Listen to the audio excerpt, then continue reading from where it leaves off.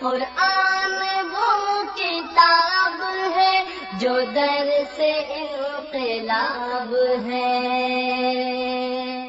سمجھ کے گر کوئی پڑھے تو نور علی نور ہے۔ محترم دوستو، بھائی اور بزرگوں، قربانی قریب آ رہی ہے، قربانی کے جانور خریدے جا رہے ہیں۔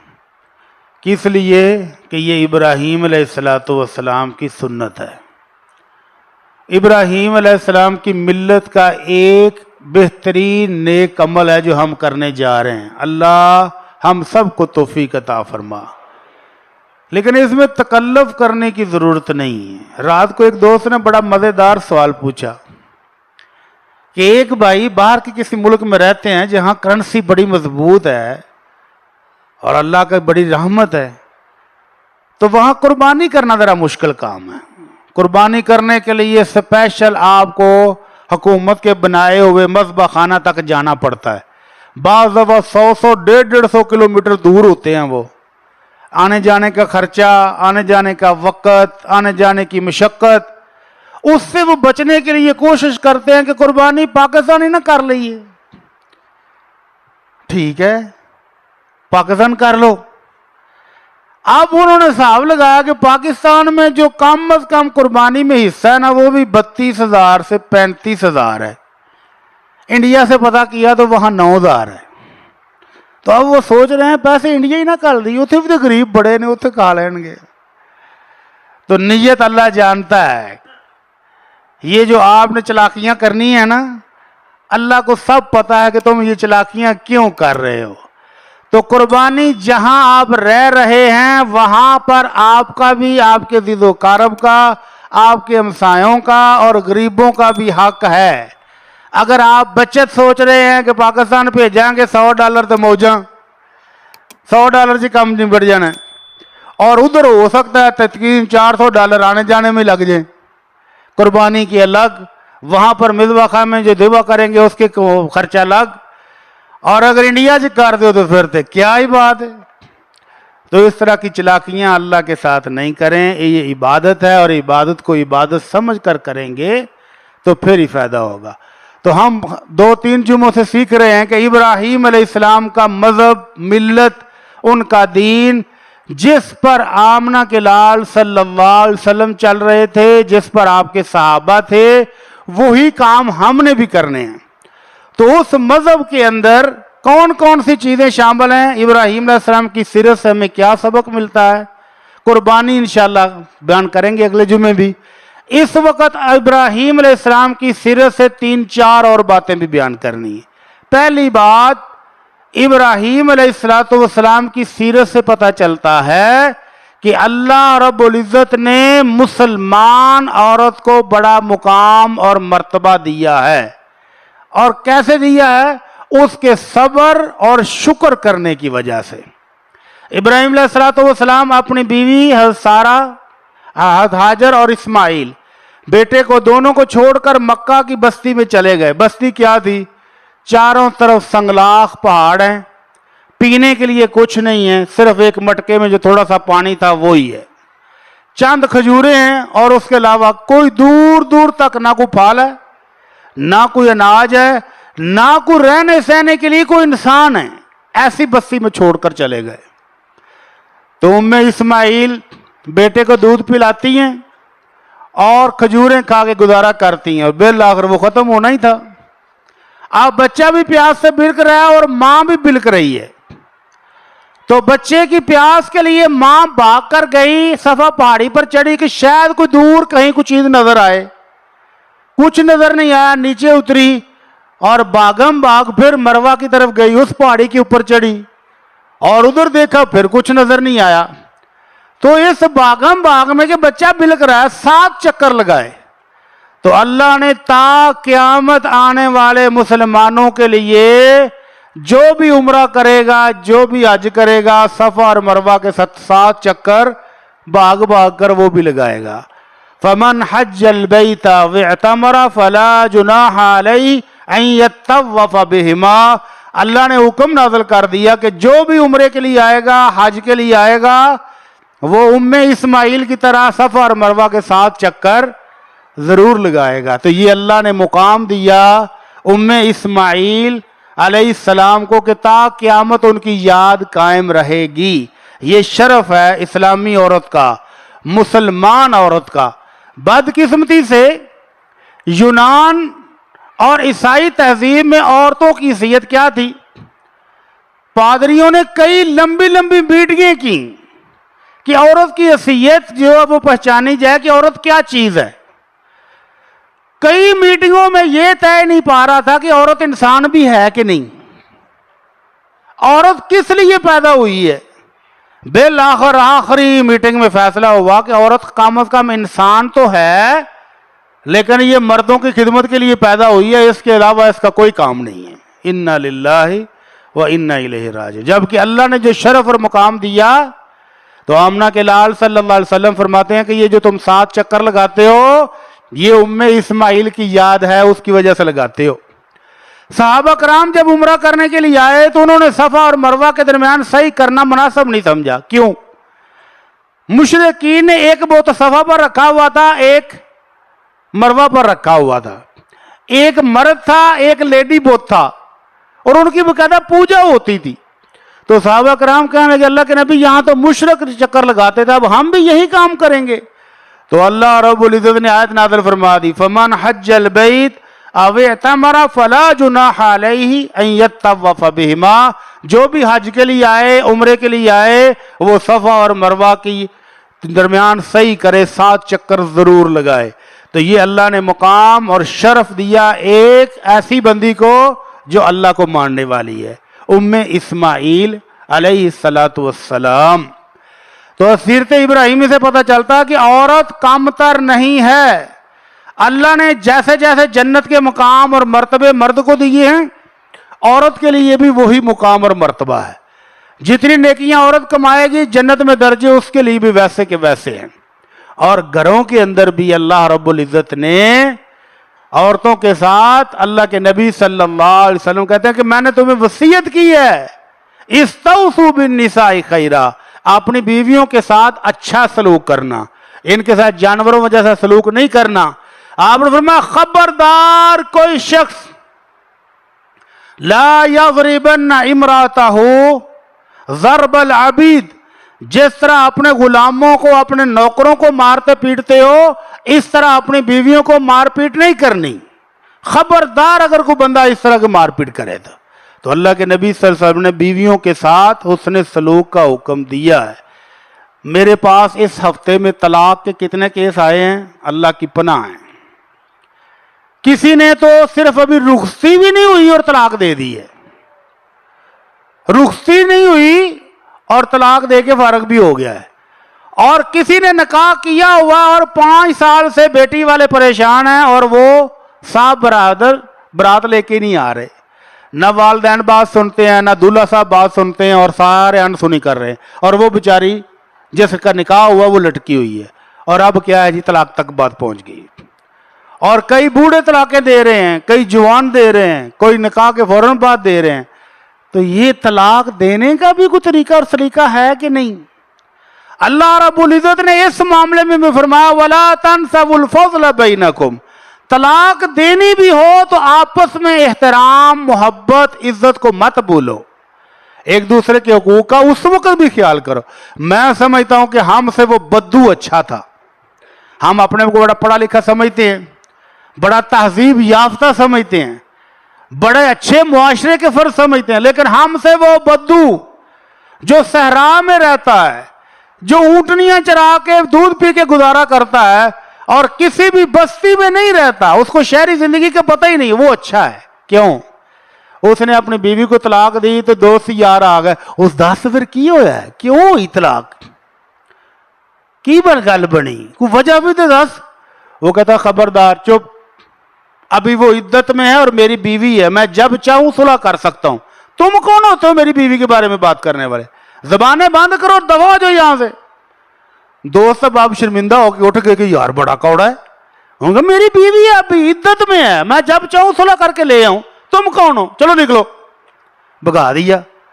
عدت ختم ہو گئی، رجوع نہیں کیا تو پھر آ گئے، ਹੁਣ ਤੇ ਇੱਜ਼ਤ ਵੀ ਮੁੱਕ गई है, ਹੁਣ ਕਿਹੜੀ तेरी बीवी, ਹੁਣ तो दस, आखिर कुछ ना कुछ तो होएगा ना। जिस तरह हम करते हैं, स्टाम्प पेपर के ऊपर दुनिया जहान के इल्जाम लगा देते हैं, वो बातें भी लिखवा देते हैं जो बीवी के वहमो गुमान में भी नहीं होती। अल्लाह ताला हमें हिदायत दे। और इन स्टाम्प फरोशों को जो 200-400 रुपये की खातर लोगों के घर बर्बाद करते हैं, अल्लाह इनको भी हिदायत दे। तो वो फिर आ गए, हाँ जी बताओ, अब तो कुछ ना कुछ हुआ होगा, बताओ तो सही। कहने लगा यार कुछ शर्म कर लो, मुसलमान औरत है, किसी की बहन है, किसी की बेटी है, किसी की भांजी, किसी की भतीजी, अभी लोग उसके घर मंगनी के पैगाम लेके आ रहे होंगे, उसने शादी करनी है और तुम चस्के लेने के लिए उसके ऐप ढूंढ रहे हो। मैं एक बात भी जुबान से करूंगा, तुम 10 साथ मसाला लगा के लोगों को बताओगे, उस शरीफ औरत के साथ शादी कौन करेगा?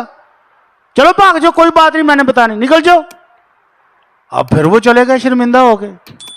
शादी हो गई तो फिर आ गए, हूं तो उसकी शादी भी हो गई, हूं तो दस दे क्या वजह थी, क्यों तलाक दी तुमने? वो कहता शर्म कर लो, अब वो किसी घर की इज्जत है, किसी की बीवी है, किसी की बहू है, किसी की भाभी है, शर्म करो, अब भी ऐप ढूंढ रहे हो। मैं तुम्हें कुछ बताऊंगा तो उनके दिल पर क्या गुजरेगी, चलो भाग जाओ, मैं फिर भी तुम्हें कुछ नहीं बताने वाला। तो मैं समझता हूं कि हमसे वो बद्दू करोड़ दर्जा बेहतर है, जिसने अपनी इज्जत भी संभाली, अपनी साबका बीवी की इज्जत पर भी हरफ नहीं आने दिया, और आपस में जो तल्लुकात जिंदगी गुजरी है, अच्छे दिनों को याद रखा है। और अल्लाह के नबी सल्लल्लाहु अलैहि वसल्लम फरमाते हैं हुस्नुल अहदी मिनल ईमान, आपने पुराने तल्लुकात का ख्याल रखना, यह भी ईमान का हिस्सा है। तो खुदारा तलाक देना कोई अच्छी बात नहीं है, लेकिन वक्त जरूरत अल्लाह ने इजाजत भी दी है। अब गजुल हलाल इल्लल्लाह या तलाक, एक हदीस में आता है कि अल्लाह ने तलाक को हलाल किया है, इसके बावजूद अल्लाह के यहां सख्त नापसंदीदा है। तलाक देनी हो दे दो, कोई बात नहीं, कोई जरूरत पड़ जाती है, खुला लेना औरत ले ले, लेकिन आपस में इतने इल्जाम तराशियां ना करो कि सारी जिंदगी एक दूसरे से मुंह छुपाते रहो। तलाक देनी हो तो भी अच्छे तरीके से, औरत की इज्जत, उसका एहतराम, उसके शरफ को मलहूज रखते हुए अच्छे तरीके से उसको फारग करो, ताकि वो भी आपके लिए दुआएं करे और आप भी उसके लिए दुआएं करो। तो ये सीरत इब्राहिमी से पता चला कि औरत मुअज़्ज़ज़ है, हम ईसाई नहीं हैं, हम यहूदी नहीं हैं, हम मुशरिक भी नहीं हैं कि जिनके यहाँ खामद तलाक दे दे तो औरत सारी उम्र वैसे ही बैठी रहेगी। नहीं, वो चाहे तो इद्दत के दूसरे दिन ही शादी कर ले। तो अल्लाह ताला से दुआ है कि अल्लाह हम सबको दीन की समझ अता फरमाए। इब्राहीम अलैहिस्सलाम की सीरत से दूसरा सबक मिलता है, जिसको हम पंजाबी में कहते हैं जैसी करनी वैसी भरनी। जैसी करनी और वैसी भरनी क्या होता है? नींदर लग पी होन बड़ी मजेदार, मौसम ठंडा ठंडा, आज दर्जा हरारत कम है, उठ जाएं। इब्राहीम अलैहिस्सलाम अपने वालिद को बुतों की पूजा से रोकते हैं, लेकिन उनको डांग तो नहीं मारी, वालिद को बुरा भला तो नहीं कहा। क्या कहा? या अबती ला ताबुदु शैतान, अब्बू जान, प्यारे अब्बू जान, बुतों की पूजा ना करें, शैतान का कहा ना माने। अब्बू जान ही करते रहे। जब के वालिद ने गुस्से से आकर जवान बेटे को कहा कि बेटा मेरे घर से निकल जा, वहजुरनी मलिया, और एक अरसे तक मेरे साथ बातचीत भी नहीं करनी, निकल जा। उस वक्त भी अब्बू जान ही करते चले गए। अब्बू जान घर से निकाल दे, आपका हक है, मैं निकल जाता हूं, लेकिन मैं आपके लिए बख्शिश की दुआ करूंगा, अपने रब से दुआएं करूंगा। ये अब्बू जान करते करते घर से निकलने वाला नौजवान जब बूढ़ा होता है, अब इसका अपना बेटा जवान है, कौन? इस्माइल अलैहिस्सलाम। ख्वाब आया है कि मैं अपने बेटे को अल्लाह की राह में कुर्बान कर रहा हूं, बुढ़ापे में मिला हुआ बेटा। हम तो कहते हैं कि साड़ी जिंद जान है, असी तेन वेख वेख के जीने आ। तो इब्राहीम अलैहिस्सलाम जब लेके जा रहे तो शैतान ने भड़काया, इब्राहीम ये भी कोई काम में पड़ा, इको पुत्र वो भी अखा का तारा, तो उन्होंने जिबर लगे करन। तो इब्राहीम अलैहिस्सलाम ने शैतान को मारे कंकर और बेटे से पूछा, पुत्र फिर तेरा की ख्याल है? अब आया है यहां पर کہ جس ابراہیم نے کبھی ابو جان کے علاوہ بات نہیں کی تھی، اب بیٹا بھی کہتا ہے یا ابتی فعل ما تؤمر، ابو جان اللہ نے جو حکم دیا آپ پورا کریں، میں صبر کروں گا۔ سبحان اللہ۔ اس کو کہتے ہیں کہ جس طرح آپ نے اپنے والد کے ساتھ سلوک کیا ہوگا، آپ کی اولاد اس سے بڑھ کر کرے گی۔ اور اگر آپ نے ابو کو ڈالیاں ہوئی کوریاں، ابو تیرے تے خرچے ہی نہیں پورے ہوندے، ابو ساری اولاد ایک پاس ہے تو کل ہی پا رہے ہیں، تو کل کو پھر آپ کے بیٹے بھی آپ کو اسی طرح اس کا سلوک کریں گے۔ اللہ تعالیٰ رحم فرما دے۔ تو پنجابی والے کہتے ہیں جیسی کرنی ویسی بھرنی، نہ مانے تو کر کے دیکھ لو سلوک ہی ہوگا۔ امام اصمعی رحمہ اللہ عربی کے ایک بہت بڑے مؤدب، بہت بڑے خطیب، بہت بڑے علامہ ہیں، بہت بڑے ادیب ہیں۔ وہ کہتے ہیں کہ میں ایک عرب قبیلے کے اندر گیا این دوپہر کے وقت، اور عرب کی دوپہر بھی اللہ کی پناہ ہے، جانور بھی سائے میں بیٹھ جاتے ہیں جا کے، تپتی ریت، دھوپ شدید، گرمی شدت کی۔ کہتا میں نے دیکھا کنویں کے گرد جہاں جانور باندھ کے پانی نکالتے نا، پرانے کنویں، وہاں پر ایک نوجوان نے بوڑھے باپ کو جوتا ہوا ہے اور اس کے ذریعے کنویں میں پانی نکال رہا ہے، اور باپ تھک کے کھڑا ہوتا تو وہ پیچھے سے ڈنڈے بھی مارتا ہے۔ کہتا میری تو جان نکل گئی یہ منظر دیکھ کر۔ میں نے دور سے آواز ماری، وہ ظالمہ رک جا، تجھے شرم نہیں آتی؟ جانور کی جگہ پر باپ کو جوتا ہوا ہے اور اس کو سانس بھی نہیں لینے دیتے۔ بوڑھے باپ نے مڑ کے دیکھا کہ میرا ہمدرد کون آ گیا آج۔ بوڑھے باپ نے دیکھا کہ ایک نوجوان ہے، داڑھی مبارک رکھی ہوئی، اور وہ نصیحت کر رہا ہے میرے بیٹے کو۔ باپ کی آنکھوں میں آنسو تو آئے، لیکن اس نے یہ الفاظ بولے وہ دل کو چیرنے والے ہیں۔ وہ کہنے لگا جوان اس بیٹے کو کرنے دو جو کر رہا ہے، یہ صحیح کر رہا ہے۔ اس نے کہا بابا جی یہ کیا کہہ رہے ہیں؟ کہتے بالکل صحیح کر رہا ہے۔ نہیں بابا جی یہ تو ظلم ہے، یہاں پر جانور ہونا چاہیے اور اس دوپہر میں تو جانور کو بھی سانس لینا چاہیے۔ نہیں پتر صحیح کر رہا ہے، میں کرن دے۔ بابا جی کیوں صحیح کر رہا ہے؟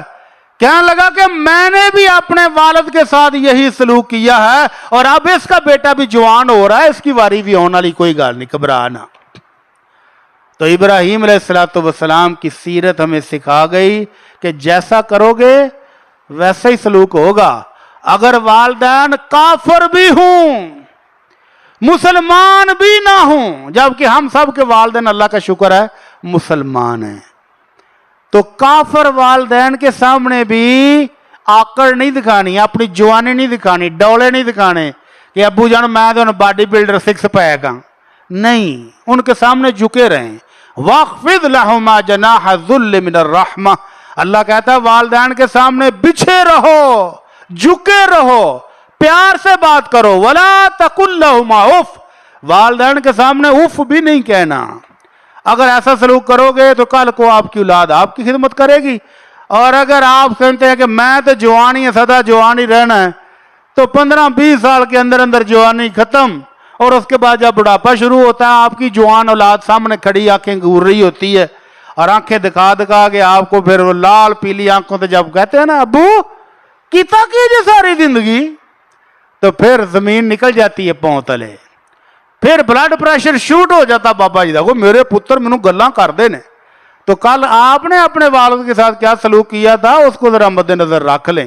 اللہ تعالی ہم کو سمجھ عطا فرمائے۔ تیسرا سبق ابراہیم علیہ السلام کی سیرت سے ہمیں ملتا ہے۔ ابراہیم علیہ السلام فرماتے ہیں وَإِذَا مَرِضْتُ فَهُوَ يَشْفِينِ، جب میں بیمار ہوتا ہوں تو وہ اللہ عرش والا مجھے شفا دیتا ہے، اور کوئی شفا دینے والا نہیں ہے۔ ڈاکٹر، دوائیاں، حکیم، علاج، یہ سارا کے سارے ذرائع ہیں، سبب ہیں، سبب بنتے ہیں شفا کے، لیکن شفا دینے والا اللہ ہے۔ دوائی ایک ذریعہ ہے، دوائی پر اثر ڈالنے والا اللہ ہے۔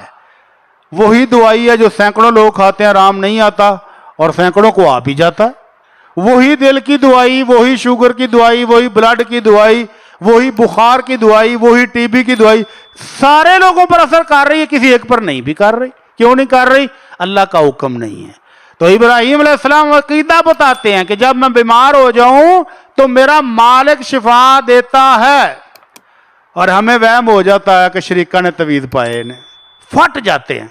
अभी मैं सुन रहा था पैगाम टीवी पर, एक मुआलिज आए, वो जादू जिन्नात का इलाज करते हैं।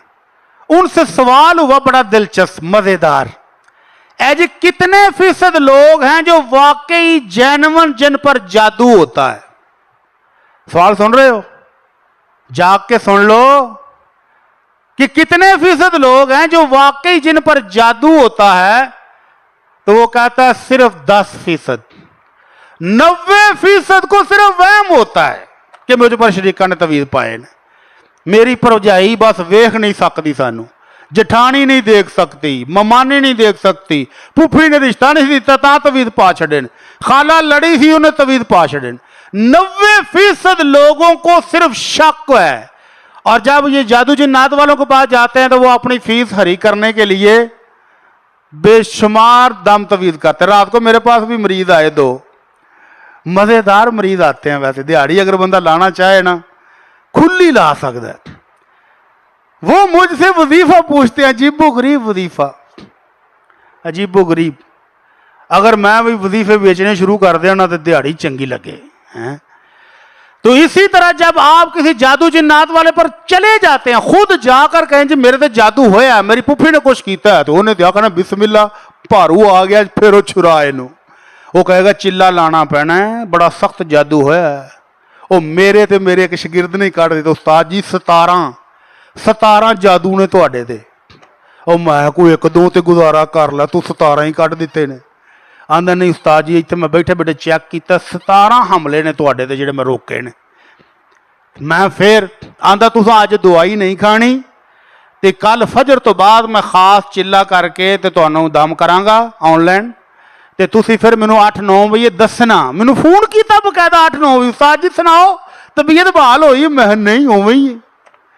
आंदा नहीं उस्ताद जी ਉਹਦਾ ਚੱਕਰ ਇਹ ਸੀ ਕਿ ਉਸਤਾਦ ਜੀ ਇੱਕ ਦਫਾ ਆਖਣ ਆਹੋ ਤੇ ਬਿਜ਼ਨਸ ਚੰਗਾ ਚਮਕੇਗਾ ਹੈ कि मैं उस्ताद मोहतरम का भी इलाज कर छड़िया, 17 जादू खत्म कर देते। तो वो मुआलिज कहते हैं कि 90% मरीज वहमी शक के मरीज होते हैं, बीमार नहीं होते। 10% होते हैं, उन 10% में भी थोड़े मरीज होते हैं और बाकी हमें छोटा मोटा बेनमाज होते हैं, बदअमल होते हैं, सुबह शाम के अज़कार नहीं पढ़ते, नमाज नहीं पढ़ते, कुरान नहीं पढ़ते, तो इस वजह से उन पर थोड़ा बहुत असर होता है। लो इतने से मरीज होते हैं। तो जो जेन्युइन मरीज है, बीमार बुखार हो गया है, सर दर्द हो गया है, टांग दर्द हो गई, उसका इलाज अल्लाह के रसूल ने किया है। आपने फरमाया तदावू या इबाद अल्लाह, हर बात का दाम ही ना ढूंढते रहा करे, दवाई भी ले ले। सर दर्द है तो दवाई ले ले, चोट लगी है, पांव सूजा हुआ तो डॉक्टर से पट्टी करवाए, टीका लगवाए।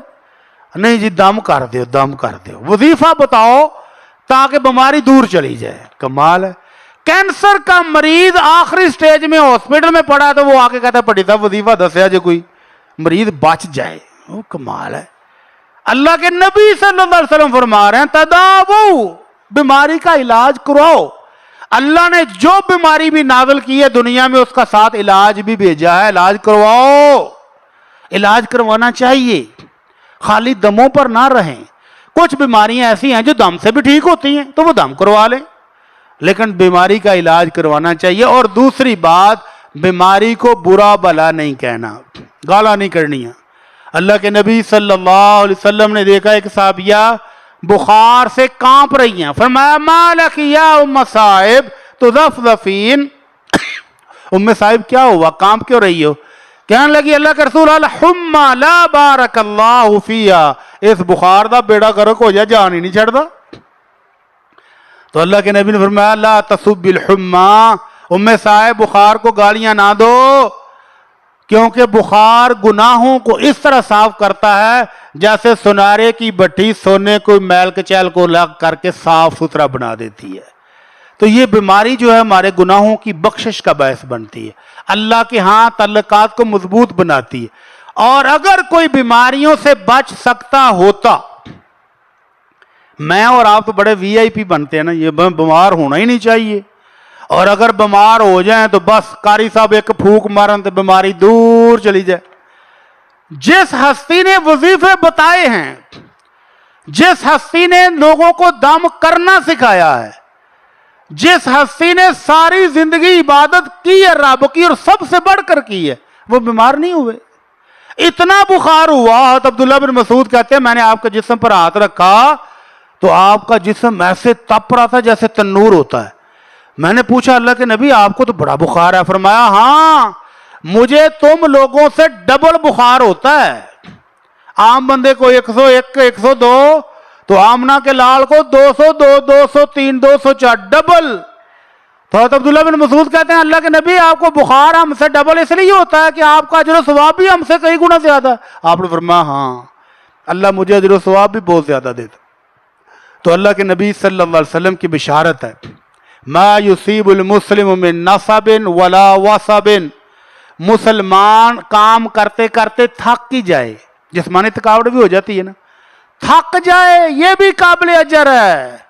ذہنی ٹینشن آ گیا، کوئی ٹیلی فون پر خبر آئی تیرا فلاں نقصان ہو گیا، دو سے ٹائم بہ گیا، شوگر لو بی پی آئی، یہ بھی اجر ہے، اس پر بھی اجر ملے گا۔ ولا ہم ولا غم، کوئی غم کی خبر سن لے فلاں رشتہ دار وفات پا گیا ہے، غمگین ہو کر بیٹھ گیا ہے، کوئی پریشانی آ گئی تمہاری فلاں کاروبار میں نقصان ہو گیا، اللہ ہر غم کو، ہر دکھ کو، ہر پریشانی کو، حتیٰ کہ فرمایا کہ پاؤں میں کانٹا بھی چبھے تو اللہ اس کے ساتھ بھی تمہارے گناہوں کو معاف کر دیتا ہے، اس لیے گھبرانا نہیں ہے۔ وَإِذَا مَرِضْتُ فَهُوَ يَشْفِينِ، کیا سبق ملا کہ بیماری آ جائے، دکھ آ جائے، تکلیف آ جائے تو اللہ کے ساتھ رابطہ کرنا ہے، جادو جنات والے بندے نہیں لبنے۔ مجھے فون کر کے کہتے ہیں چنگا جا موالا ہی دسو۔ چنگا جا مطلب کیا ہوتا ہے کہ جیڑی تگڑی فیس لوے، جھوٹیاں کہانیاں چنگیاں سنائے اور سنا کے کہے کہ 10 کچھ چلے لگن گے تو پھر تو آرام ہونا ہے، اونی دیر کو 2-4 لاکھ روپیہ پیر صاحب کما لین گے تو مریض نو آرام آ جائے گا، بڑا سوکھا۔ اور جس کو آپ دم کر دیں، دم کر کے کہیں جی اللہ تعالیٰ آپ کو شفا دے، وہ کہ مولوی صاحب کچھ بھی نہیں کیتا، ککھ بھی نہیں، میں بڑی شہرت سنی تھی، ککھ بھی نہیں، انہوں کو ہے ہی کچھ نہیں۔ اور جس کو آپ جھوٹی کہانیاں سنائیں آدھا گھنٹہ لگا کے منتر شنتر پڑھ کے اس سے کوئی 10 15 20 ہزار نکلوا لیں، ویسے کنی فیس چل رہی آج کل؟ مینوں تو دس دیو میں کیڑی لینی۔ ایک دم کا جو پاکستان میں ریٹ چل رہا کتنا ہے نہیں پتا، یا دسنا نہیں چاہتے؟ ایک دم کا 2.5 لاکھ روپیہ بھی ایک پیر صاحب نے لیا ہے۔ مریض نے میں پوچھا پھر آندا جی بڑا فرق ہے، میں فرق تو پی ہی جانا ہے، تینوں بھی پی گیا ہونا، پیر صاحب نے بھی پی گیا ہونا، تیری جیب سے جو 2.5 لاکھ گیا، تیری صحت ہے ہلکی پھلکی ہو گئی ہونی ہے فل، اور پیر صاحب کے گھر ایک دم کا 2.5 لاکھ روپیہ آیا ہوئے تو پورے خاندان کی صحت بحال ہو گئی ہونی، کی خیال ہے؟ تو اس لیے ان دموں والوں سے بچ جائیں اور اللہ سے رابطہ کریں، بیماری ہو اس کا باقاعدہ علاج کروائیں، دوائی لیں۔ اللہ کے نبی صلی اللہ علیہ وسلم نے دوائی کھائی بھی ہے اور کھانے کا حکم بھی دیا ہے، دوائی لینے میں کوئی حرج نہیں ہے۔ چوتھا سبق اللہ کے نبی صلی اللہ علیہ وسلم کی زندگی سے جو ملتا ہے کہ کوئی پریشانی آ جائے، کوئی مصیبت آ جائے، کوئی دشمن حملہ آور ہو جائے، کوئی گھریلو پریشانی بن گئی ہے، کوئی کاروبار کی پریشانی بن گئی ہے تو کیا کرنا چاہیے؟ ابراہیم علیہ السلام کو ایک ظالم بادشاہ نے روک لیا جبکہ وہ اپنی بیوی کو لے کر جا رہے تھے۔ حضرت سارہ رضی اللہ تعالی عنہا کو لے کر جب جا رہے تھے، رستے میں ایک ظالم بادشاہ تھا، اس نے پکڑ لیا اور برائی کے ارادے سے حضرت سارہ کو اپنے کمرے میں بلا لیا۔ ادھر ابراہیم علیہ السلام نے کیا کیا؟ ابراہیم علیہ السلام کھڑے ہوئے اور اللہ کے سامنے کھڑے ہو کر نماز پڑھنی شروع کر دی۔ غم ہے کہ بچانے والا اب کون ہے؟ بادشاہ ہے، بادشاہ کے محل میں ہے، قید ہے، کوئی مددگار نہیں ہے۔ تو ابراہیم علیہ السلام کھڑے ہو کر نماز پڑھنے شروع کر دی، ادھر سے بیوی چھوٹ کر بھی آ گئی۔ پوچھا کیا بنا؟ کہنے لگی رد اللہ کید الکافر، اللہ نے اس کافر کو ناکام و نامراد کر دیا، میرے قریب ہونے لگا تھا تو اللہ نے زمین میں دنسا دیا۔ کیوں؟ ابراہیم علیہ السلام پیچھے دعائیں کر رہے تھے، نماز میں سجدے میں سر رکھ کے اللہ سے معافیاں مانگ رہے تھے۔ اللہ سے گڑ گڑا کر مدد کی اپیلیں کر رہے تھے، اللہ نے اس کو زمین میں دنسا دی۔ اس نے کہا یہ کیا ہوا؟ اس نے سارا سے گزارش کی کہ مجھے اللہ سے دعا کر کے چھڑا دو تو میں تمہیں کوئی نقصان نہیں دوں گا۔ حضرت سارا نے اللہ سے دعا کی تو وہ چھوٹ گیا زمین سے۔ دوبارہ پھر اگر برائی کی نیت سے بڑھا تو پھر زمین میں دنس گیا۔ پھر کہتا ہے میں معافی مانگتا ہوں، مجھے معاف کر دو۔ معاف کیا تو پھر وہ چھوڑا، اور اس نے اپنی بیٹی حضرت ہاجر جو ہے تم میں اسماعیل کی والدہ ہے، وہ اپنی بیٹی خدمت کے لیے بھی دی۔ تو حضرت سارا حضرت ہاجر کو لے کر ابراہیم علیہ السلام کے پاس آئیں اور کہا اللہ نے اس کافر کے مکر و فریب کو ناکام کر دیا ہے، اور خدمت کے لیے یہ ہاجرہ بھی دی ہے جس کو ہم ہاجرہ کہتے ہیں رضی اللہ تعالی عنہا۔ تو یہ تھا سبق ابراہیم علیہ السلام کی سیرت سے کہ کوئی غم پریشانی آئے تو نماز پڑھے۔ اللہ کے نبی صلی اللہ علیہ وسلم فرماتے ہیں جب چاند گرہن لگے، سورج گرہن لگے تو پریشان نہیں ہونا، فافزعوا الی الصلاۃ، بھاگ کر جاؤ اور نماز پڑھنی شروع کر دو۔ آمنہ کے لال صلی اللہ علیہ وسلم مشکل ترین لمحات میں 313 صحابی لے کر بدر کے میدان میں کھڑے ہیں اور صاحب نے کافر کھڑا ہے، تو آپ نے ساری رات نماز پڑھ کر اپنے رب سے مدد مانگی۔ اسی طرح اللہ کے نبی صلی اللہ علیہ وسلم فرماتے ہیں اگر کسی شخص کو کوئی گناہ ہو جائے، کوئی پریشانی آ جائے، بہترین وضو کرے، وضو کر کے اپنے رب کے سامنے کھڑا ہو جائے اور 2 رکعتیں پڑھے تو اللہ گناہ بھی معاف کر دے گا، مشکل سے زیادی بھی دے دے گا۔ اللہ سے دعا ہے کہ اللہ ہمیں عمل کی توفیق عطا فرمائے۔ وما علینا الا البلاغ المبین۔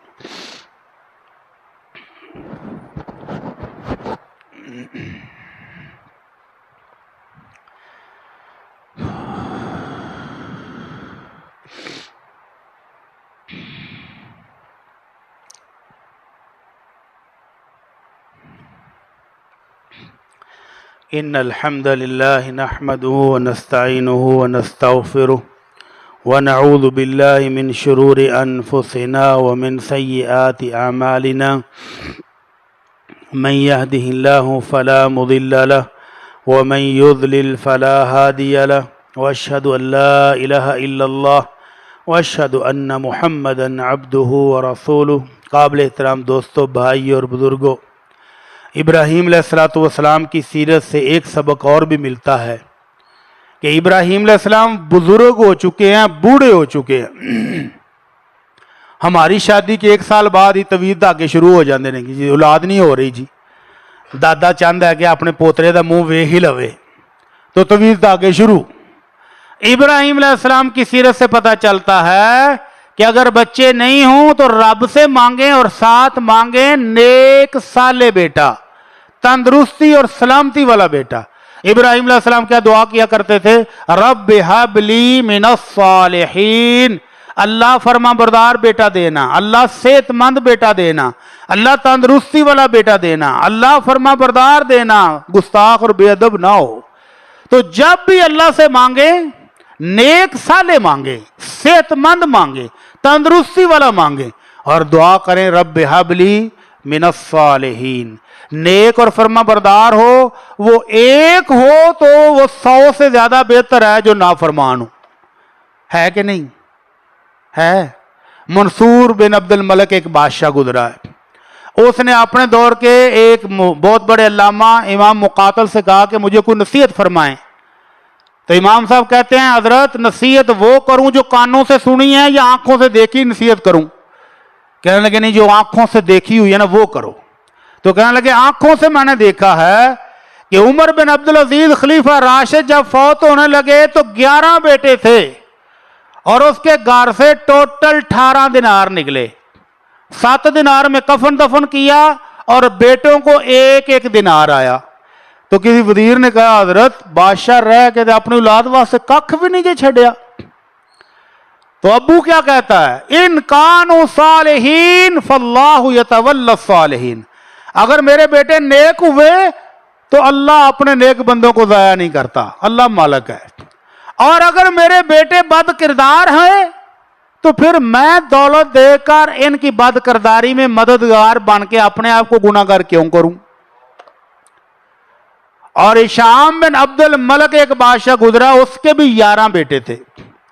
جب وہ فوت ہوا تو 10-10 لاکھ دینار ایک بیٹے کو آیا، 10 लाख दिनार करोड़ों रुपए बनते हैं, अरबों रुपए बनते हैं। तो इमाम मुकातिल कहते हैं फिर मेरी आंखों ने वो मंजर देखा कि उमर बिन अब्दुल अजीज के नेक साले 11 बेटे मस्जिद में चंदे की पील होती है तो वो अल्लाह की राह में 100 घोड़े सदका कर रहे होते हैं। और हिशाम बिन अब्दुल मलिक के 11 बेटों को मैंने मस्जिद के बाहर भीख मांगते हुए देखा है हाथ उठाकर। इसलिए अल्लाह से दुआ जब भी करें रब हबली मिनस सालिहीन, खाली पुत्र नहीं मांगने, खाली पुत्र नहीं, रब हबली मिनस सालिहीन, बेटी हो या बेटा हो, अल्लाह सेहतमंद भी हो, तंदुरुस्त भी हो और नेक फरमा बरदार भी हो। अल्लाह ताला हम सब की औलादों को नेक बनाए। ये भाई ने सवाल पूछा कीके का गोश्त तकसीम करने का तरीका। भाईजान कीके का गोश्त तकसीम करने का अल्लाह के नबी ने कोई ख़ास तरीका नहीं बताया है। उसको गोश्त पका लें, पका के खुद भी खाएं, हमसायों को भी दें, गरीबों में भी बांट दें। और अगर कच्चा बांटना चाहें तो हमसायों को भी दे दें, कुछ अपनी फ्रिज में रख लें, कुछ अजीज़ो कारब को दे दें, कुछ दोस्त अहबाब को भी दें। खाली अपनी फ्रिज भरना ये तो लालच और कंजूसी है। और अगर आप समझते हैं कि हम तो सारा साल खाते ही रहते हैं, सारा गरीबों में बांट दें तो जायज़ है, कोई हर्ज नहीं है। इसके लिए दुआ फरमाएं। हमारे मस्जिद के नमाजी हैं हाफिज अबू मुआज साहब, दिल की तकलीफ़ में मुब्तला हैं, शदीद तकलीफ़ है। अल्लाह ताला से दुआ करें कि अल्लाह ताला हमारे इस भाई को सेहत और तंदुरुस्ती अता फरमाए। या रब्बल आलमीन हमारे भाई को मुकम्मल सेहत या फरमा। अल्लाह उनके दिल के वाल खोल दे, अल्लाह उनके दिल को रमा दमा फरमा दे, अल्लाह उनको सेहत और तंदुरुस्ती अता फरमा।